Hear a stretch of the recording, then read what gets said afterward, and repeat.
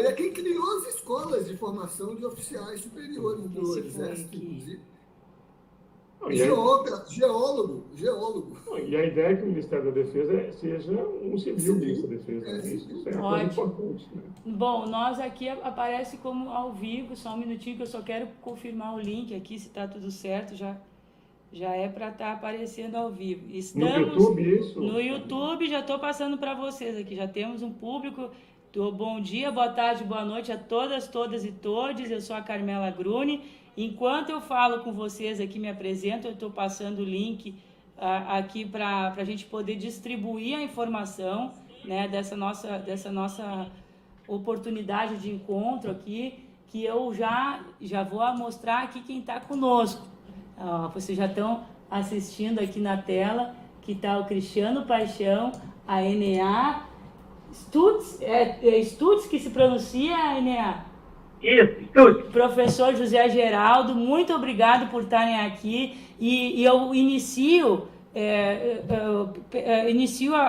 essa nossa conversa já passando a palavra para o professor José Geraldo, que ele vai fazer uma saudação a vocês, parabenizando. O Jornal Estado de Direito parabeniza essa importante atuação que eu tenho certeza, pelo histórico de luta, de trabalho de cada um e cada uma, que vai desempenhar dentro do Ministério da Justiça pela Comissão de Anistia. Professor José Geraldo, tens a palavra. Então, Carmela, eu agradeço a sua delegação feita a mim, como articulista do Jornal Estado de Direito, que promove essa conversa, essa sessão, né? O Jornal Estado de Direito, na sua direção, sempre mobilizado e imediatamente a nomeação e a publicação do ato, né? Já abre essa apresentação pública trazendo 2 membros ilustres, por enquanto, né, da nova comissão de anistia, que foi recomposta nessa atividade de reconstrução do país que começou no dia 1º de janeiro. Né? Ali a gente já teve um discurso emblemático, tão emblemático quanto foi a própria posse, né, do presidente no dia anterior.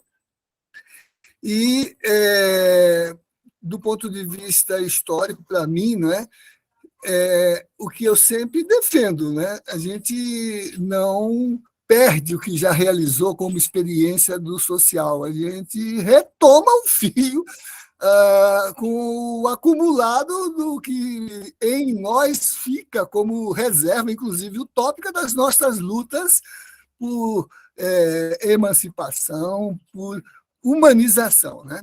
Então, queria cumprimentá-la, mas também aproveitar essa delegação, que é do jornal, para ter a oportunidade, como professor da Universidade de Brasília, né, de ter assim, a oportunidade de saudar nessa recomposição da Comissão de Anistia 2 colegas da universidade, a professora Eniade Stutz Almeida, que vai presidir a nova comissão, e o professor Cristiano Paixão, que é reconduzido de alguma forma, né, ele que já integrou versão anterior, né?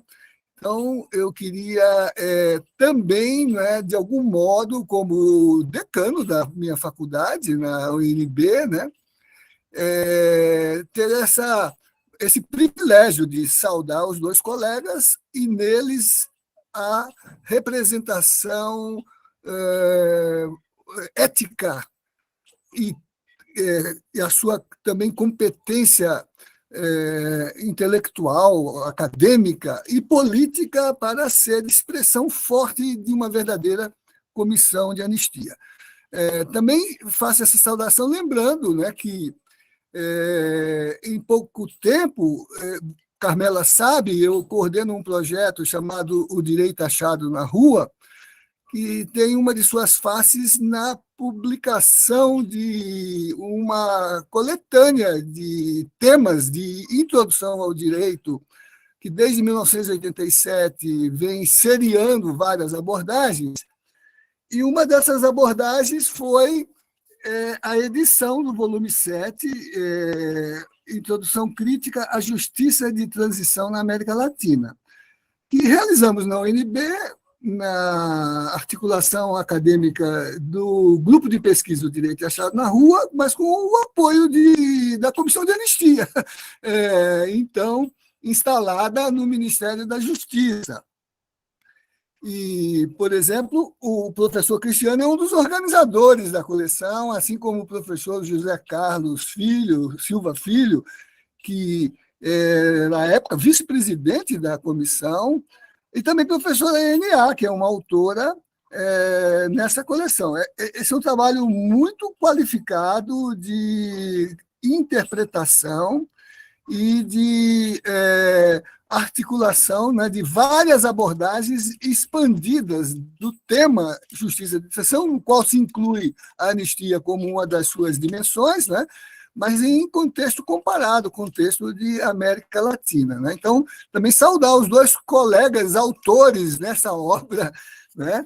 E também o professor Cristiano e o professor N.A., que integraram na UNB, no espírito da justiça de transição, a Comissão Anísio Teixeira de Memória e Verdade da UNB.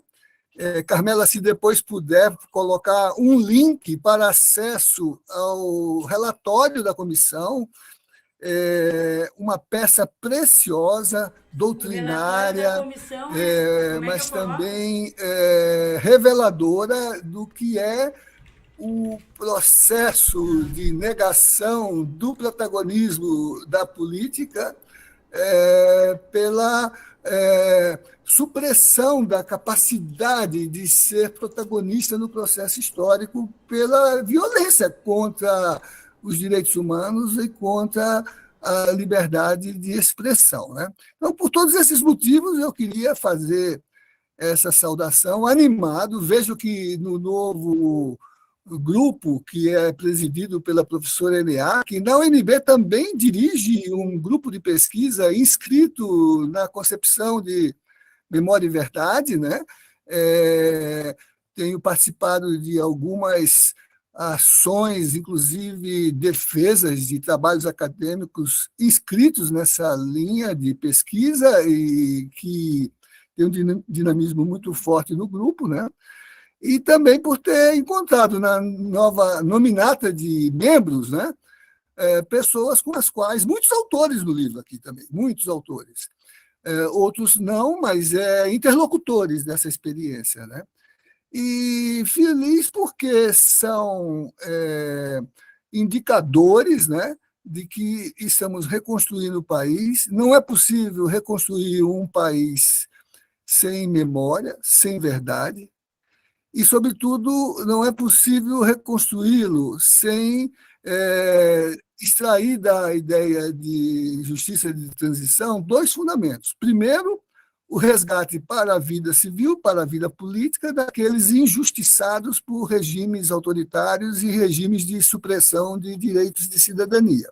A anistia tem essa função, resgatar para a participação da política aqueles que foram vitimados nessa ação da política, seja do ponto de vista do resgate de memória enquanto ressignificação de um projeto de vida que foi abreviado pela violência, a violência contra a palavra, a censura, a violência contra o corpo, a tortura, a violência contra a vida, o assassinato político, né? E, em última análise, o projeto de vida, né?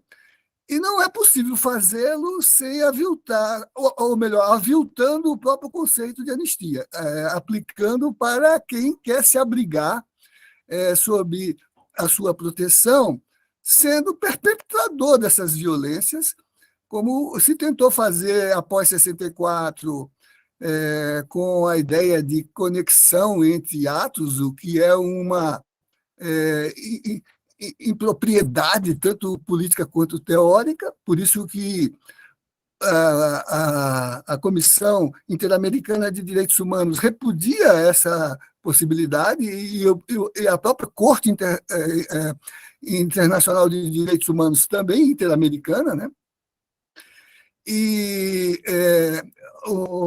a anistia só pode ser vista como um instrumento de resgate da história, que permite resgatar também o país, né, que foi aviltado por essa violência. Então, queria saudar os professores que, com sua biografia acadêmica, mas também com seu protagonismo político, traduzem essa experiência forte que trará, né, nessa concepção de reconstrução do país, resgatado também do autoritarismo e até, de certo modo, do fascismo, se a gente pensar o fascismo naquelas várias dimensões que Humberto Eco descreveu para justificar que ele tem uma certa perenidade enquanto recrudescência de formas autoritárias, né?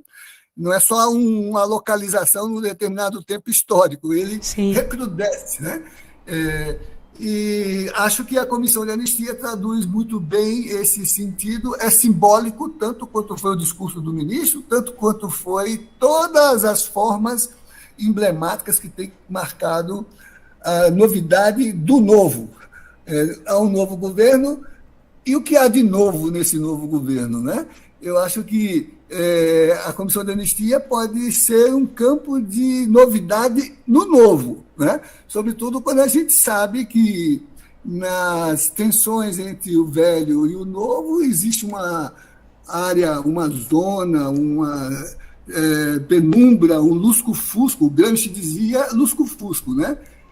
Que serve para a movimentação dos monstros. É isso?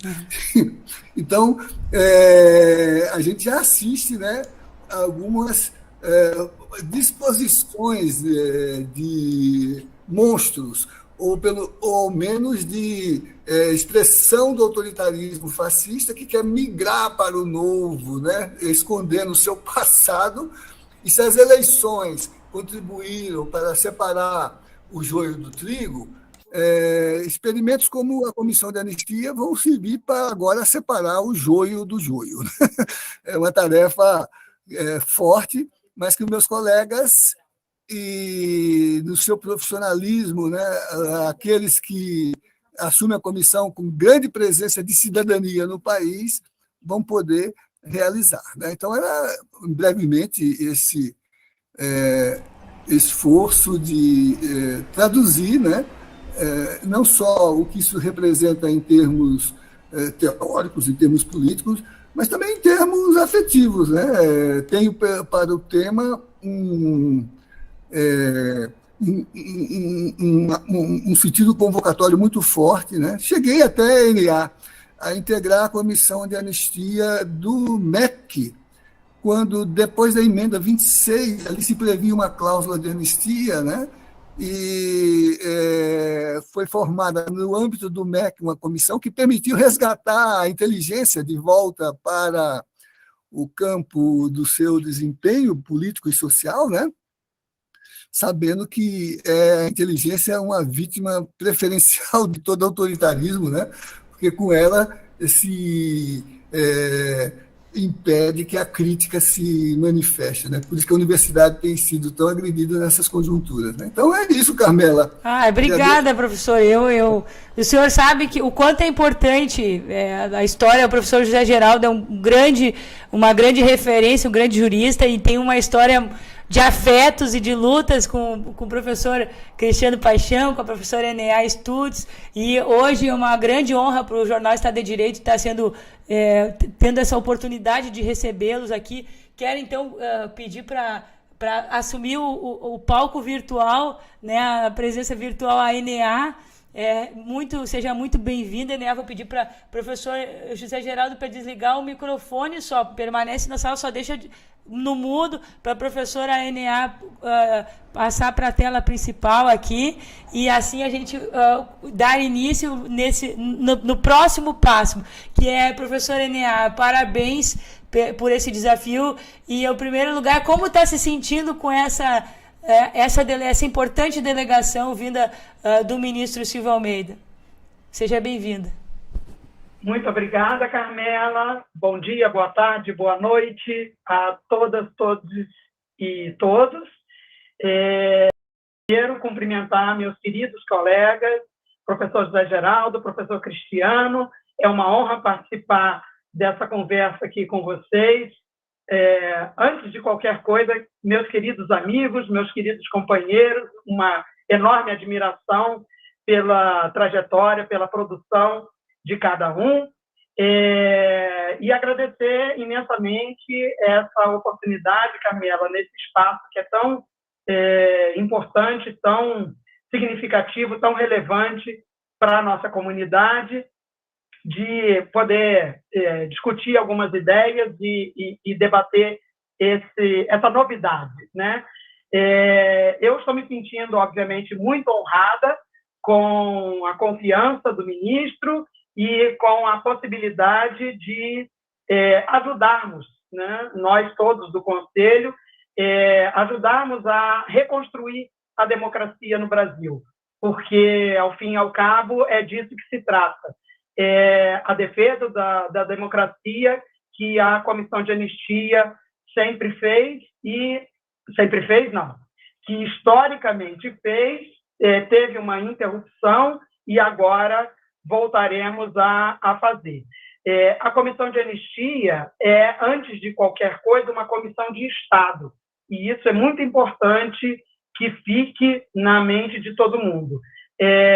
Nós tivemos 3 comissões de Estado no Brasil a partir do mandamento constitucional do artigo 8º do Ato das Disposições Constitucionais Transitórias, que foram, em ordem de aparecimento, criadas por lei. A Comissão Especial sobre Mortos Desaparecidos, que,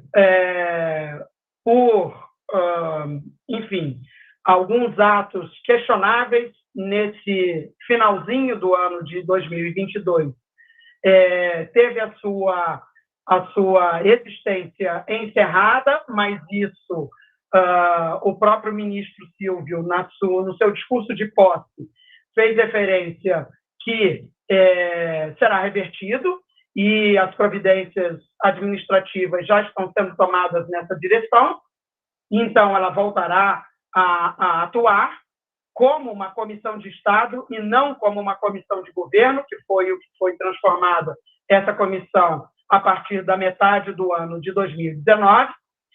A Comissão de Anistia, que continua existindo, e agora eu terei a honra e o desafio de presidir, e a Comissão Nacional da Verdade, que teve o seu relatório final entregue em dezembro de 2014, no dia 10 de dezembro de 2014, e assim concluiu a sua tarefa, embora deixando uma série de recomendações que precisam ser seguidas, e desde então não houve condições de dar sequência a essas ações determinadas pela Comissão Nacional da Verdade, e que agora a assessoria especial do Ministério de Direitos Humanos e Cidadania, existe uma assessoria especial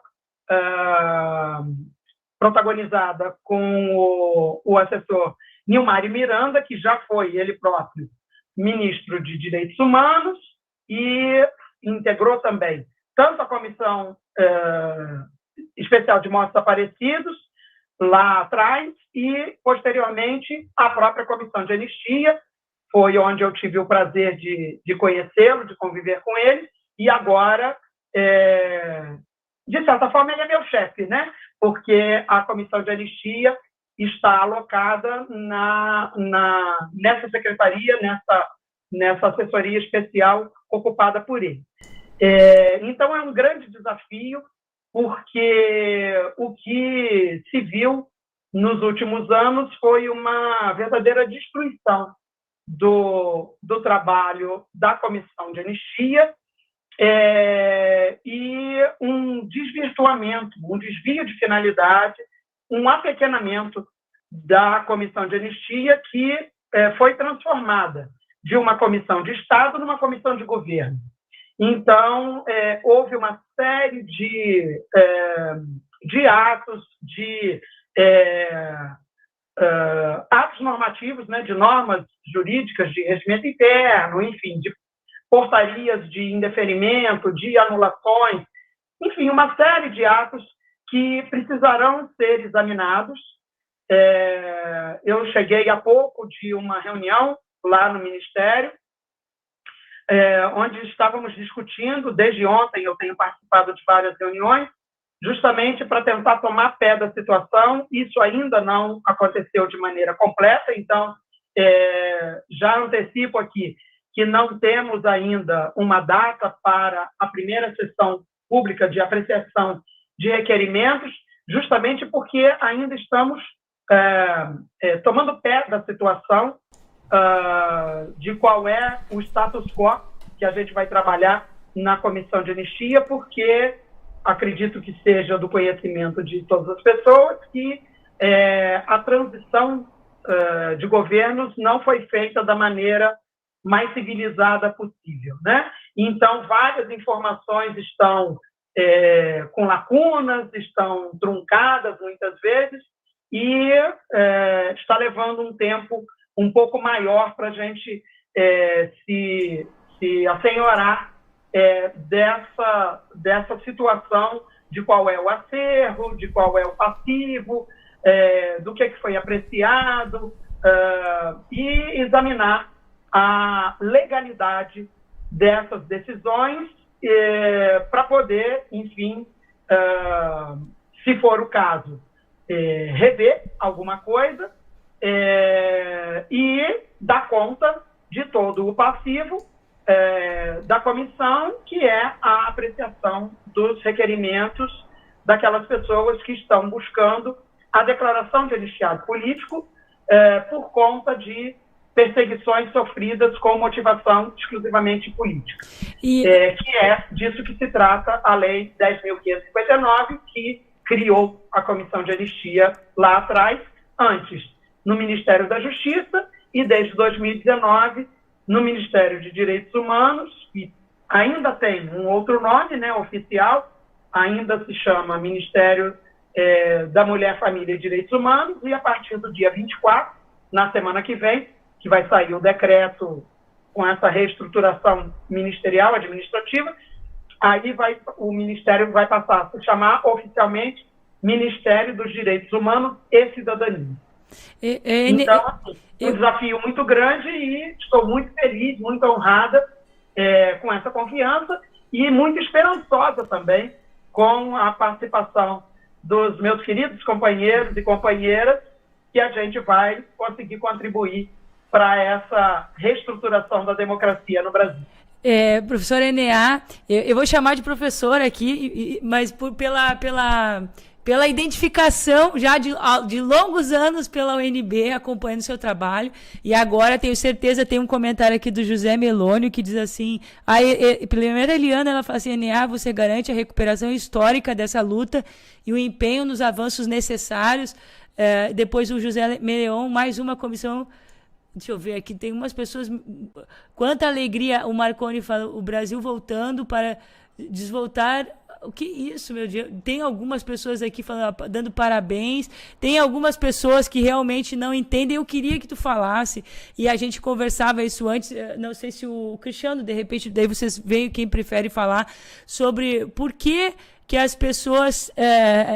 eu fiz na verdade, eu anotei uma pergunta para colocar assim, convivemos com o passado desconhecido, porque as pessoas têm conhecimento do que aconteceu, e o que é um regime militar, o que é a intervenção militar, o que aconteceu nesse período, e por que a comissão ela tem um caráter tão importante dentro de um país, né, para que se haja esclarecimento sobre o tema, porque a gente está passando por um momento que existem pessoas que fizeram atos antidemocráticos, atos atentatórios à ordem constitucional, Estado Democrático de Direito, e a gente vem acompanhando esse desdobramento. Como é que tu avalia nesse sentido? E se o Cristiano também, que está aqui conosco, pudesse comentar. Depois eu queria perguntar, eu sei que ainda é muito cedo para falar um pouco das prioridades, mas eu já percebi que nós temos um olhar para o passivo, digamos, que se tem dentro administrativamente, para poder se abrir novos, né, Enéa? Eu começo falando? Pode começar. Então, tá bom. Bom, em relação à atuação da comissão, ela foi criada, então, como eu comentei brevemente, por uma lei em 2002, portanto, segundo mandato do governo Fernando Henrique Cardoso. No cumprimento, essa lei, ela regulamenta o artigo 8º do ADCT. Para falar numa linguagem que todas as pessoas possam acompanhar, né, sem falar no juridiquês, aqui se destina a Comissão de Anistia a cumprir esse mandamento no tratamento do tema da memória, verdade, justiça e reparação. Basicamente, é isso. Então, em especial, no que se refere à reparação integral, e eu friso aqui essa expressão, porque não se trata de uma reparação econômica, mas sim de uma reparação integral. Por quê? Porque, na verdade, é a memória dessas pessoas, a história dessas pessoas, a dignidade dessas pessoas que é reparada. Então, é o sentido mais amplo possível do termo reparação. E com a reparação da história, da dignidade, da memória dessas pessoas, que são indivíduos, né, cidadãos e cidadãs brasileiras com identidade, CPF, etc., o que se pretende é a reparação da nossa própria história, como sociedade brasileira. E aí é que vem o papel institucional de reparação, de memória e de verdade da Comissão de Anistia. Então, quando a Comissão de Anistia aprecia um requerimento, óbvio que ela está dando resposta a um requerimento individual de alguém que sofreu perseguição política, que está ali contando sua história e vai ser apreciado, obviamente. Não basta entrar com o pedido que já sabe que vai ter deferimento, não é assim, tem toda uma apreciação técnica, os requisitos da lei têm que ser cumpridos, e, enfim, se ao final a conclusão do voto do Conselho da Comissão for no sentido de deferir o pedido e, portanto, declarar aquela pessoa anistiada política brasileira, isso significa que é a própria sociedade brasileira que está recebendo essa reparação. Nós vamos, já aproveitando para falar de prioridade, a primeira coisa que nós vamos recuperar nas sessões públicas de apreciação de requerimentos é o pedido de perdão, é o pedido de desculpas. Porque quando a gente faz o pedido de desculpas, esse pedido é dirigido àquela pessoa que fez o requerimento, que está recebendo a declaração de anistia política, mas esse pedido é feito para o país, para a sociedade brasileira.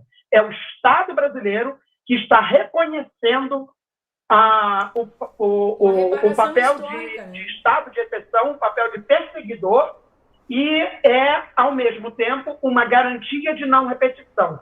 O simples fato da comissão ter parado de pedir desculpas, o que aconteceu a partir de 2017 e se intensificou a partir de 2018, antes, portanto, do início do governo Bolsonaro, mas, obviamente, no governo Bolsonaro não havia o pedido de perdão. Aliás, as próprias sessões deixaram de ser públicas, o que é uma ilegalidade, mas, enfim, o fato de não mais pedir perdão significava que o Estado poderia voltar a perseguir. E foi o que a gente viu.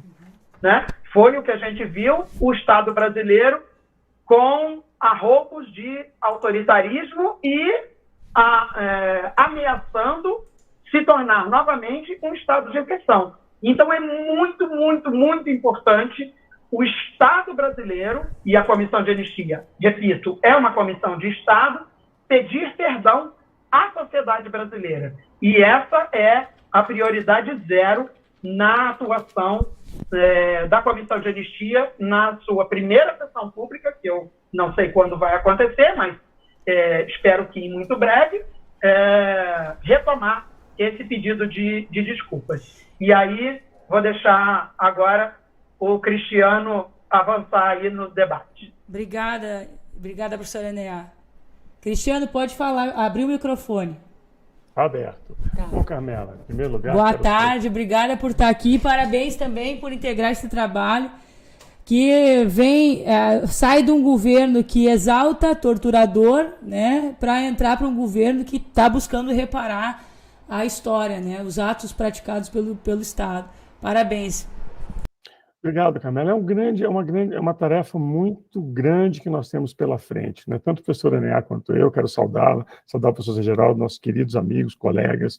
Estamos juntos nesse fronte já há muito tempo, né, da defesa do direito à verdade, à memória, à reparação, à justiça.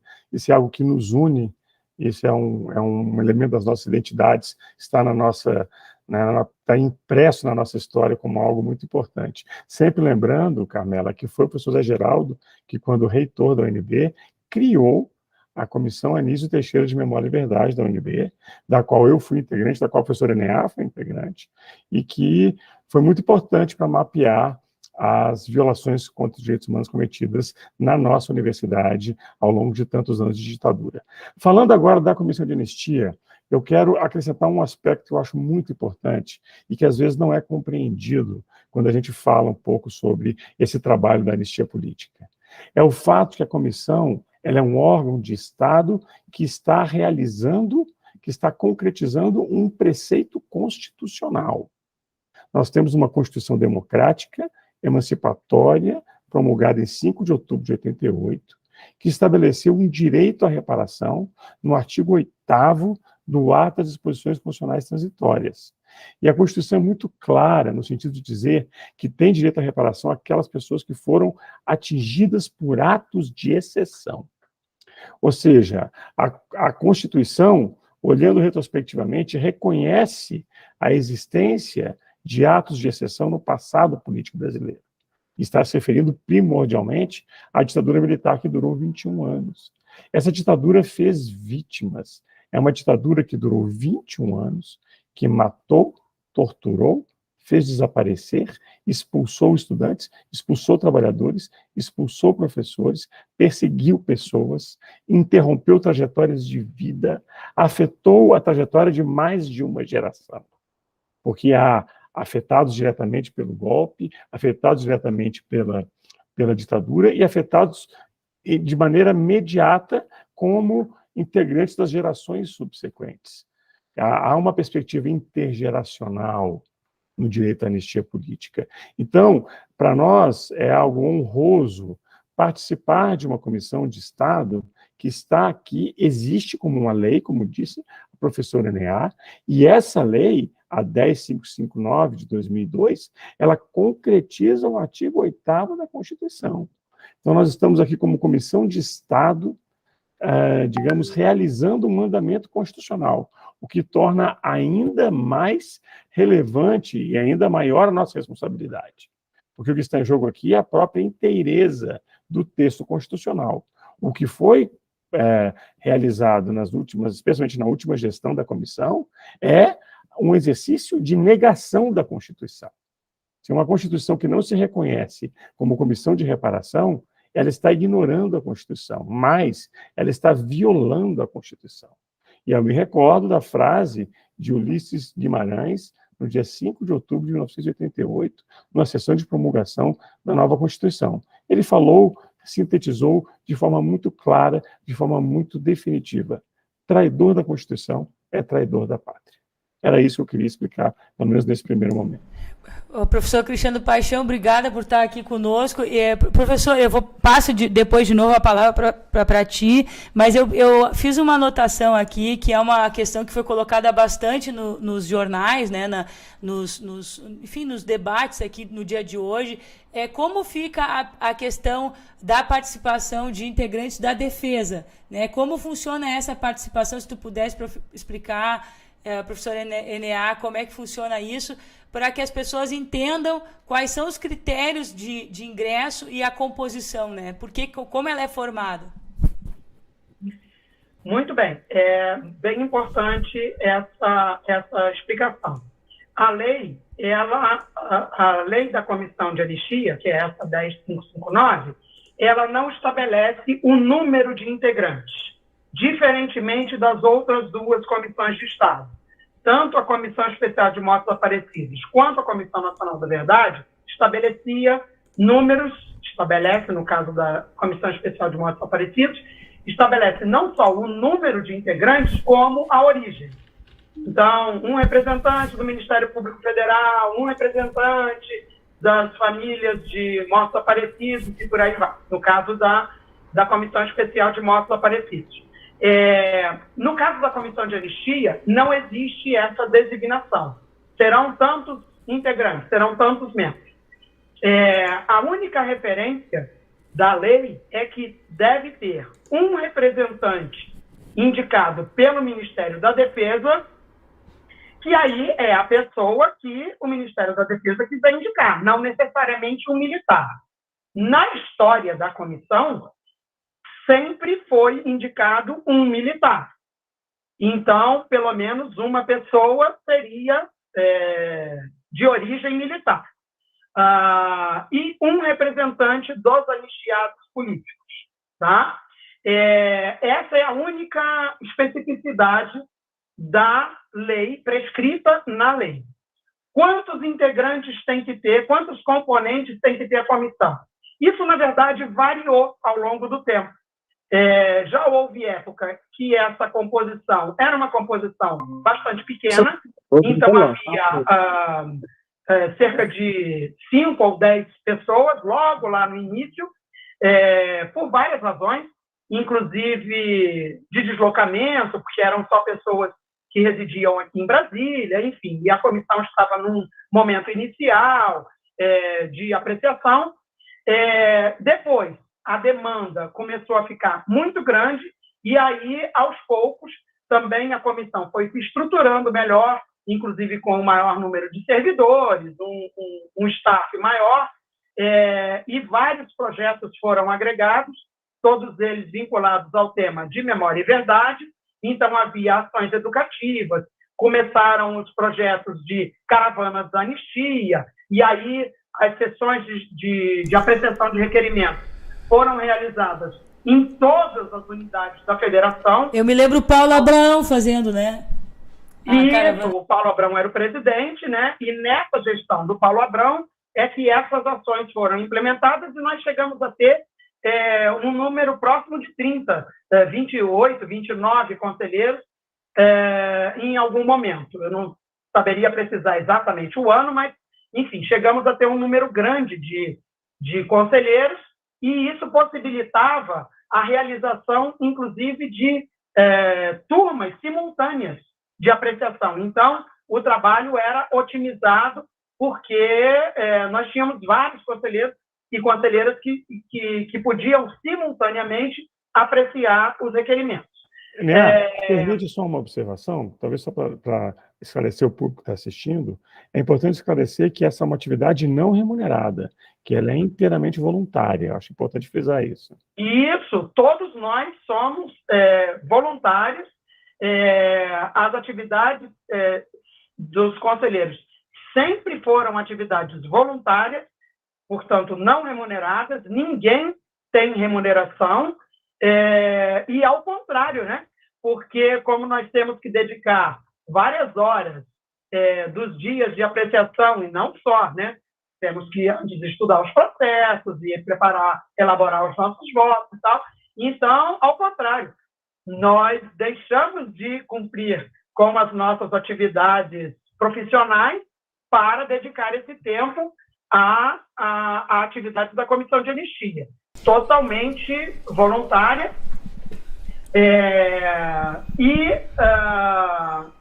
as sessões sempre foram públicas, e nisso a Comissão de Anistia brasileira se distingue de todas as outras comissões mundo afora, porque em outras comissões de anistia, em outros países, até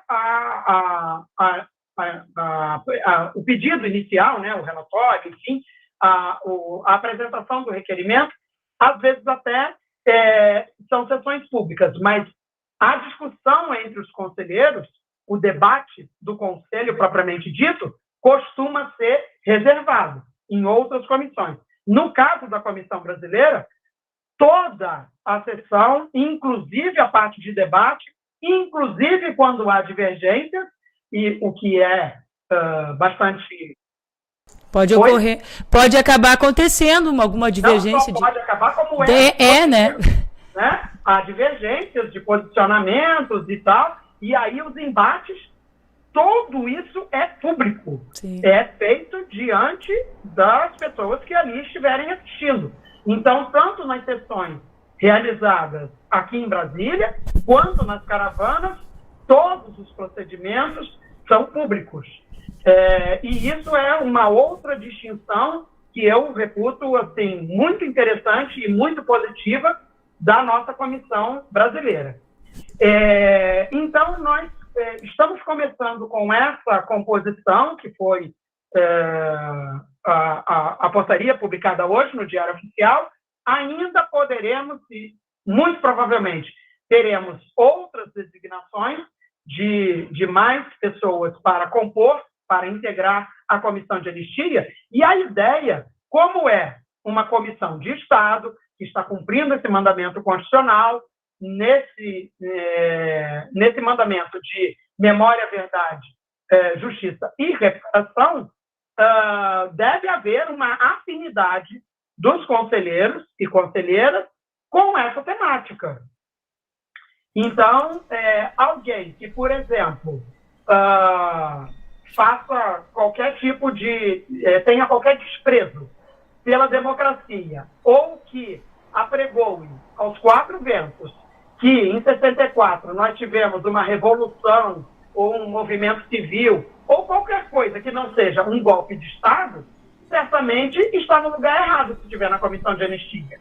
E isso foi, infelizmente, o que a gente viu com essa última composição que hoje foi revogada.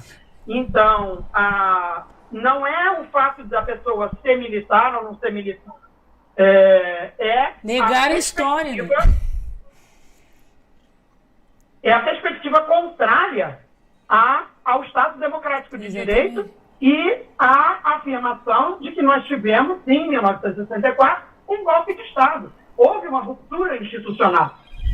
A própria Constituição de 88 é a afirmação disso. É a reiteração de que houve um golpe de Estado. E a existência desse dispositivo, desse mandamento constitucional, como a consequente criação da comissão de anistia, é a prova cabal que houve um golpe de Estado, e aí foi trazida aqui a memória de Ulisses Guimarães, né?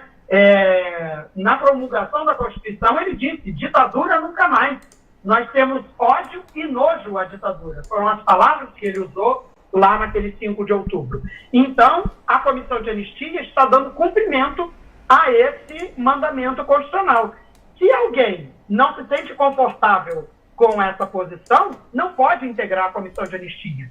Então, infelizmente, nós vimos, nesses últimos anos, acontecerem situações muito desagradáveis de requerentes sendo chamados de terroristas pelos integrantes da Comissão de Anistia e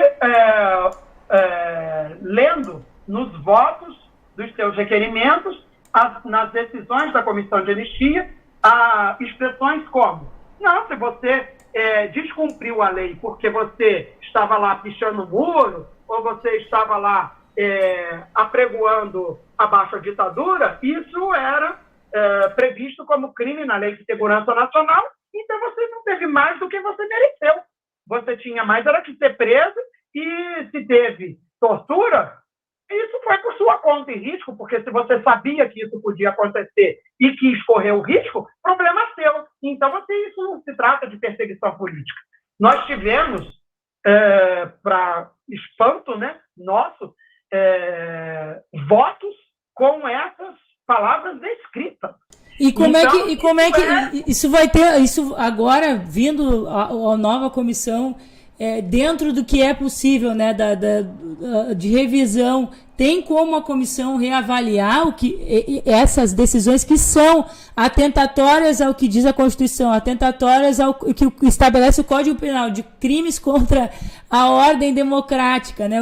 Embora os artigos do Código Penal sejam recentes, mas tudo isso que a gente fala ele é um desvirtuamento do sentido da comissão.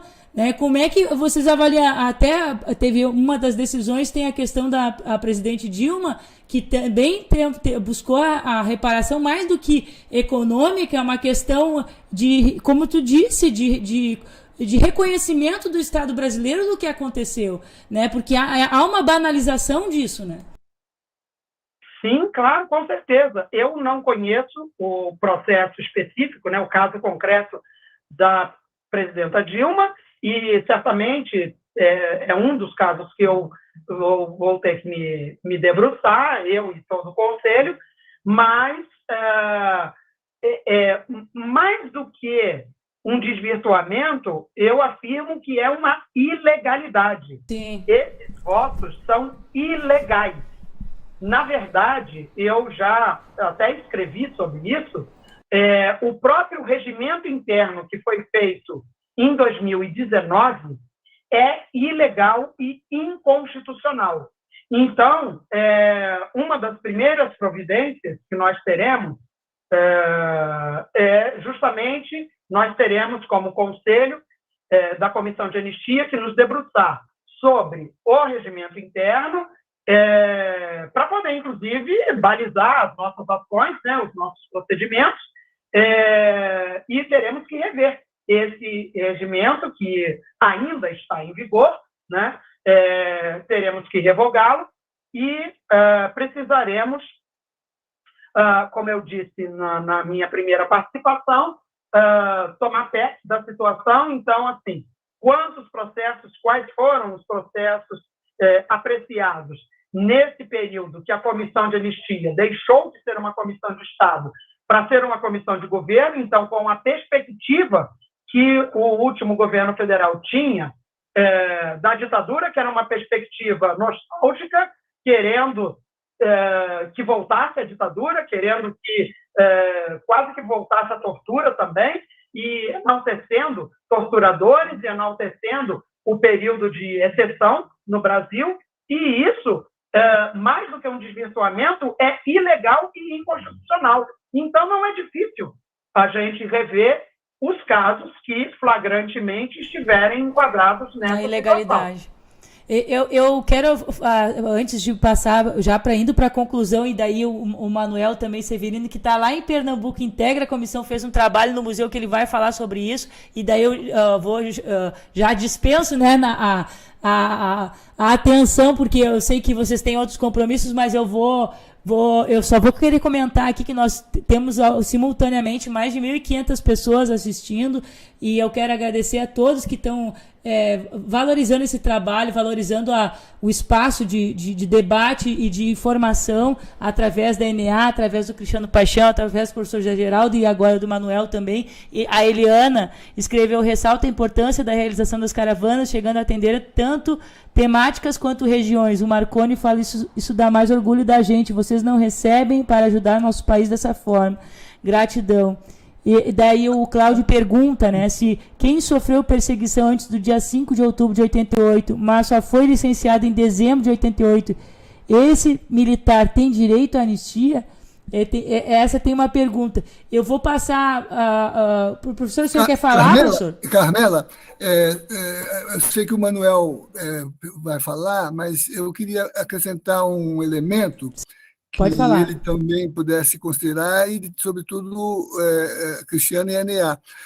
Foi mencionado, por exemplo, que a Comissão de Anistia foi reduzida de Estado para governo e exaurida de uma função que atinja os objetivos do sistema de reparação. Por exemplo, ao tempo em que vocês exerceram o mandato, e há pouco vocês mencionaram caravana de anistia e outras estratégias de atuação, a comissão construiu uma pauta muito expandida, tinha marcas da memória, tinha um trabalho de clínicas de reparação por conta dos traumas das vítimas, e um trabalho editorial do qual, inclusive, participei com esse volume do Direito Achado na Rua, que é Justiça de Transição na América Latina. vocês têm no mandato diretriz para poder recuperar essa agenda, incluindo o que me parece, pelo que foi noticiado, um crime de lesa patrimônio, que é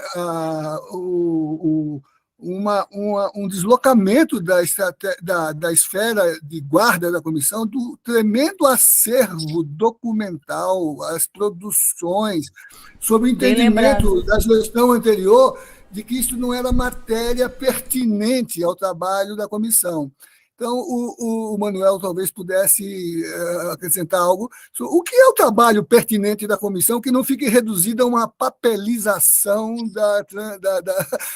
da anistia, né? Uma burocratização do processo? Qual é o alcance? Né? O que cabe no acervo? Considerando a experiência anterior, o esvaziamento que foi feito agora, o lesa patrimônio que está nesse processo e as expectativas que vocês trazem para a comissão, né?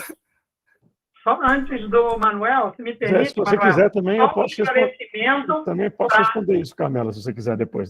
Desculpe, Manuel. Pode responder. Manuel. Pode os três responder. Para tranquilizar todas as pessoas, esse acervo ainda está na comissão de anistia e hoje mesmo eu já conversei com algumas pessoas que serão responsáveis, né, dentro do staff lá. Esse acervo ainda está conosco, não foi jogado fora, não foi disponibilizado, ainda está conosco e terá a destinação que lhe cabe, qual seja a distribuição e a socialização para universidades, entidades que trabalham com a temática, enfim, o que era desde sempre o destino dessas publicações será. A maneira como nós vamos fazer isso, eu ainda não tenho como dizer, porque, como eu disse, estamos tomando pé da situação. Mas o acervo está preservado. Nós tomamos medidas ainda ano passado, inclusive eu fiz articulações junto à Defensoria Pública da União, e nos asseguramos que o acervo fosse preservado até que tivéssemos as eleições e já tínhamos a expectativa de um novo governo, o que se concretizou, então o acervo está preservado. Que boa notícia, Nea. O Cristiano fala, daí eu já pergunto pro Manuel, porque o Manuel ele fez uma experiência agora, em dia 9 de dezembro, foi noticiado que ele foi um dos responsáveis pelo tombamento do acervo estadual da Comissão da Verdade lá em Pernambuco. Daí depois ele comenta, mas fala, Cristiano, e daí eu passo pro Manuel. Eu serei muito breve, Carmela, apenas para reforçar isso que foi dito, tanto pelo professor Geraldo como pela professora Nea, que é o fato de que o que interessa realmente, o principal, digamos assim, a principal preocupação da comissão são as pessoas. Muitas vezes, nós objetificamos o que é feito na administração pública. São processos, são requerimentos, são petições. É normal que seja assim, a administração pública é impessoal, está presente até na Constituição. Mas uma comissão como a Comissão de Anistia, ela não pode ser impessoal no sentido de que ela tem que ser sensível ao pleito histórico das pessoas que chegam até ela. O que eu quero dizer com isso? Que as maiores vítimas desse processo de desconstrução dos últimos anos foram as vítimas do regime. O que houve foi uma revitimização. Após sofrerem todos os impactos do regime, quando vieram procurar o Estado em busca de reparação, sofreram nova vitimização, na medida em que tiveram, como disse o professor Nea, os seus pleitos analisados sob uma perspectiva completamente, não é equivocada, não é apenas errada, é inconstitucional, completamente fora da destinação constitucional da comissão. E é isso que nós tentaremos, e acho que talvez seja a nossa principal função, resgatar nos próximos atos dessa nossa comissão. É isso que eu queria frisar. Obrigado, Carmela. Obrigado, Nea. Obrigada, professor Cristiano, professor Nea. Eu vou, então, passar, embora o Manuel chegou no final, como a gente está quase fechando uma hora, e a gente precisa completar em uma hora, eu vou deixar o Manuel falar e depois eu dou uma palavra final para cada um de vocês, para a gente concluir. Mas eu quero que, pelo menos o Manuel Severino Moraes, que está diretamente de Pernambuco, comente a sua contribuição já vem de longos anos, né? E também é ter cátedra da Unesco e coordenador do grupo de trabalho de Memorial da Democracia de Pernambuco. Seja bem-vindo, Manuel. Obrigado, Carmela. Obrigado. Ver aqui José Geraldo, um prazer enorme. Enea, minha presidente agora na Comissão da Anistia, e Cristiano, que é um grande companheiro, estaremos juntos mais uma vez na Comissão da Anistia. Como você disse, eu estou aqui em Recife, em Pernambuco, na sede do Ministério Público de Pernambuco, porque acabamos de sair de uma audiência com o Procurador-Geral do Estado, que recém-impossado, doutor Marcos Carvalho, para discutirmos, inclusive, a questão do tema da justiça de transição. Nós acabamos de inaugurar em Pernambuco o Memorial da Democracia, que é o órgão de continuidade da Comissão da Verdade Dom Helder Câmara, que foi a comissão de Estado de um ente subnacional. E essa Comissão da Verdade terminou produzindo um relatório e agora inauguramos o Memorial da Democracia, que fica, José Geraldo, na sede do antigo MCP, Movimento de Cultura Popular, que foi o lugar em que Paulo Freire, Germano Coelho, Norma e tantos educadores e educadoras, artistas, né, produziram o método Paulo Freire de alfabetização popular. Então, esse sítio Trindade tem um casarão, esse casarão é tombado pelo Patrimônio Histórico de Pernambuco e agora recepciona o acervo da Comissão da Verdade e tem uma série de iniciativas com as escolas públicas, com as universidades, fazendo extensão na área de justiça de transição e, evidentemente, na defesa da democracia e dos direitos humanos. A nossa recondução à Comissão da Anistia é motivo de muita alegria aqui no estado de Pernambuco. Eu tenho recebido várias ligações da imprensa, colegas, tantas entidades de direitos humanos, porque a Comissão da Anistia sempre ocupou um lugar de defesa da dignidade do anistiado político. E eu acho que a recondução, né, e a presidência da ENEA será a continuidade dessa defesa, a defesa da dignidade do anistiado, considerando todas as agruras, todas as perseguições que ele sofreu. O estado de Pernambuco, para quem não sabe, é o terceiro estado com o maior número de mortos desaparecidos no Brasil. Então, ter a presença do Nordeste na Comissão da Anistia é muito importante, porque a questão regional precisa também ser respeitada na Comissão da Anistia, porque você tem especificidades locais. E a questão da nacionalidade, né? Você ter uma Comissão da Anistia com pessoas de todas as regiões foi algo que sempre foi, digamos assim, previsto no sentido de termos esse olhar nacional sobre a questão da anistia, porque o golpe, como disse a ENEA, foi federal, e interviu nos estados. E o estado de Pernambuco tinha um governo, que era de Miguel Arraes, que foi deposto pela ditadura militar, mas saiu pela porta da frente. Isso é uma coisa muito forte em Pernambuco, a cena do governador saindo pela porta da frente, e logo depois, com o processo de redemocratização, foi eleito e voltou também pela porta da frente. Não é?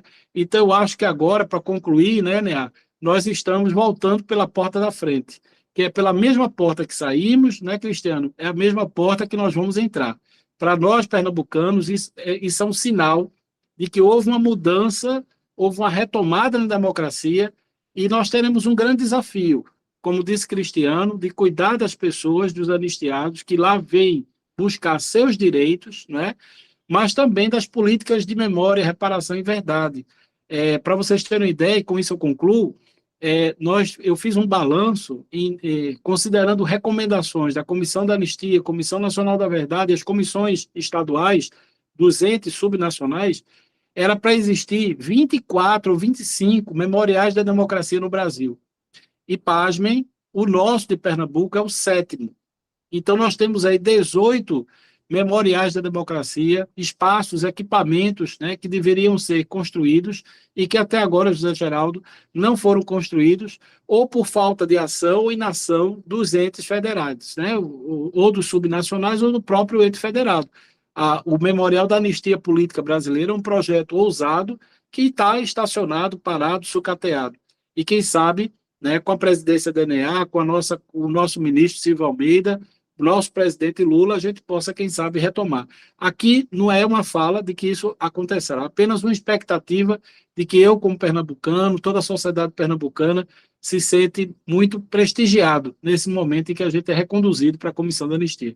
Quero agradecer a Gamela por esse espaço, que também é do IAP, né? O fato de estarmos juntos aqui como Instituto da Advocacia do Brasil, o IAB, é algo muito importante e caro para a gente, e estar junto nesse momento é algo muito especial. Muito obrigado. Obrigada, Manuel. A iniciativa do jornal Estado de Direito, mas a gente está quase no quintal do IAB, porque as pessoas que fazem, que dão a vida, né? Dão a vida para que a gente possa seguir os passos de quem veio antes de nós. Lá em 1843, quando foi fundado o Instituto, então, o Manuel é membro, a Enea é membro, o José Geraldo, eu também, e o Cristiano, eu já estou fazendo... Carmela, o Cristiano a Enea tem uma tese de doutorado sobre a história do Instituto dos Advogados Brasileiros. Então, quem não conhece o Instituto dos Advogados Brasileiros, acesse o site do IAB para conhecer a história, e eu vou ver a tua tese, né? Porque eu ainda não li essa tese. E o Cristiano, eu vou convidá-lo, viu, Cristiano? Porque eu vi que eu até pesquisei para ver se vou fazer o convite, vou fazer a proposição junto com o colega Manuel, que já está, para a gente assinar essa sugestão de indicação junto. Então, eu vou passar a palavra para cada um para fazer as suas... enfim, uma saudação final aqui, que a gente já está indo para o final, agradecendo mais uma vez, pedindo para o pessoal que assistiu compartilhar, curtir, comentar. Mais de 1.597 pessoas estiveram aqui simultaneamente interessadas no trabalho de vocês, e assim como o Manuel, eu vou torcer para que vocês tenham muita resistência, porque tem muita gente ainda que quer reviver a ditadura, quer reviver esse espírito de autoritarismo e de ilegalidade. Então, é um trabalho que eu sei que vai ser, embora é um trabalho árduo, e mesmo que seja voluntário, eu sei que vai demandar de muito da saúde de cada um, de cada uma de vocês, para que possam defender a nossa dignidade, a nossa história e a memória democrática brasileira. Então, passo a palavra para a professora Enea, depois o professor José Geraldo, a professora Cristiane e o Manuel, mas brevemente, se possível, 2 minutos para a gente fazer a conclusão. Obrigada, Carmela. Eu serei muito breve. Eu só posso agradecer essa oportunidade de compartilhar com vocês a minha honra, a minha gratidão, a minha felicidade e também o baita desafio que a gente tem pela frente. Conto com o apoio, a solidariedade, a torcida de todo mundo para a gente conseguir fazer um trabalho à altura das exigências, que são muito grandes, os desafios são muito grandes, será muito trabalho, porque a gente não só vai ter como que retomar o fio da meada, como disse inicialmente o professor Zé Geraldo, mas a gente vai ter, paralelamente, esse trabalho de observar as ilegalidades feitas nos últimos anos e consertar essas ilegalidades. Então, só posso agradecer a oportunidade, o carinho. Eu tenho recebido muitas manifestações de apoio, de carinho, em especial no dia de hoje e nos próximos dias, e me colocar à disposição, como sempre tenho feito, em relação não só ao Jornal Estado de Direito, mas também ao meu querido Instituto dos Advogados Brasileiros, que esse ano completa 180 anos. É isso aí. Obrigada, Enea. Obrigada por estar aqui. Eu vou deixar tu descansar também, ou pensar, colocar agora a cabeça para pensar os novos desafios, que eu sei que tu vai sair daqui, embora tem que descansar, mas a cabeça não para, né? E eu sei que é com muita esperança, e a gente está na torcida pelo trabalho de vocês e com votos de muita saúde, e vamos estar junto acompanhando naquilo que precisar, estamos aqui. Obrigada. Professor José Geraldo.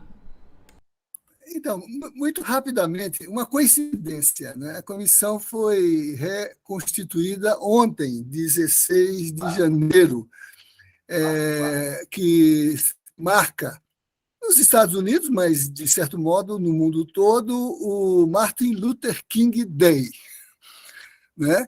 E é algo, né, que prorroga, né, do ponto de vista da luta por dignidade e por justiça, né, um trabalho que se universaliza. Acho que a comissão tem essa função, é uma dimensão universalizadora, porque são valores fundantes que estão na base de seu trabalho, que não pode ser reduzido a uma papelização da burocracia. É uma reconfiguração da dignidade do humano. E acho que o que deve marcar pelos personagens aqui representados pela L.A., pelo Cristiano, pelo Manuel, o sentido mais eloquente desse processo, que é o de incentivar formas de transformar sistemas injustos. Eu acho que a Comissão de Anistia revela isso, que é a disponibilidade para transformar sistemas injustos, né? Se outra coisa não puder ser marcada como o que a caracteriza, essa contribuição que ela traz para a realização digna da história brasileira, né? E da história mundial, né? Parabéns a vocês, me sinto muito contemplado pelos perfis que vieram integrar essa comissão, né? Imagino que tem aí um dedo de assessoria do ex-ministro Nilmário, né? E o discernimento do ministro Silvio, né? Que já no seu discurso disse a que veio, né? Obrigada, professor, por ter aceitado esse convite, por estar aqui, ter feito essa brilhante acolhida dos membros da Comissão de Anistia. Vou passar a palavra para o Cristiano e daí passo para o Manuel e a gente conclui. Obrigado, professor. Obrigado. Serei muito breve, apenas para frisar, vou pegar o gancho do meu amigo Manuel, que se referiu à história do Recife, de Pernambuco, nessa luta por democracia. Nós estamos com uma situação aqui no Distrito Federal. Nós temos uma ponte, uma das pontes que liga o Lago Sul ao Plano Piloto, que tinha o nome de um dos generais ditadores desse período muito difícil da história do Brasil.